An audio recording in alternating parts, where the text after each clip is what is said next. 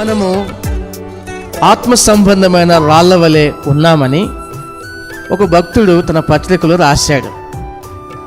ప్రతి రాయి కూడా కట్టడలో నిలవాలంటే అది ముందుగా చెక్కబడాలి. గోడలో పెట్టేటప్పుడు ఆ గోడను కట్టే పనివాడు ఆ రాయి వైపు చూసినప్పుడు ఆ రాయి హెచ్చుతగ్గులుంటే గనక దాన్ని సరిచేస్తాడు. ఒకవేళ ఆ రాయి మీరు సరిచేయడానికి నేను ఒప్పుకోను అని కట్టడ కట్టే వ్యక్తితో మాట్లాడితే, పనివానితో మాట్లాడితే గనక నువ్వు వద్దుపో అని దాన్ని విసిరేస్తాడు.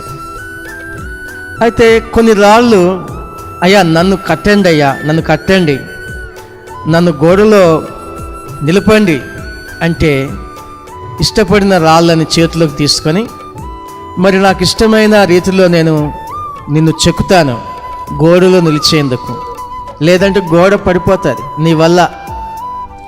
గోడ పడిపోవడం వలన ఈ యొక్క కట్టడ ముందుకు వెళ్ళదు. అంత కట్టబడిన తర్వాత నీ వల్ల గోడలని కూలిపోతాయి, పై అంతస్తులు కూడా కూలిపోతాయి. మరి నేను చెప్పినట్టు వినాలి నువ్వు. తప్పకుండా వింటానయ్యా, మీరు ఎలా చెక్కినా నాకు బాధేం లేదు, నాకు దెబ్బలు తగులుతుంటే కూడా నేను ఓర్చుకుంటాను.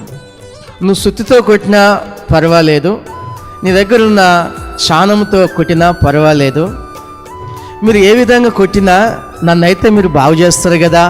గోడలు నిలిచేందుకు, గోడలు నిలిచే విధంగా నేను తయారవ్వాలని రెడీగా ఉన్నాను, నన్ను తీసుకోండి అంటే పనివాడు చాలా సంతోషిస్తాడు. ఆ రాయిని గోడలు నిలిపేందుకు ఏ విధంగా దాన్ని తయారు చేయాలో, ఎక్కడెక్కడ చెక్కాలో, ఎక్కడెక్కడ దెబ్బలు కొట్టాలో ఆ దెబ్బలు కొట్టి హెచ్చుతగ్గులన్నీ తీసేస్తాడు.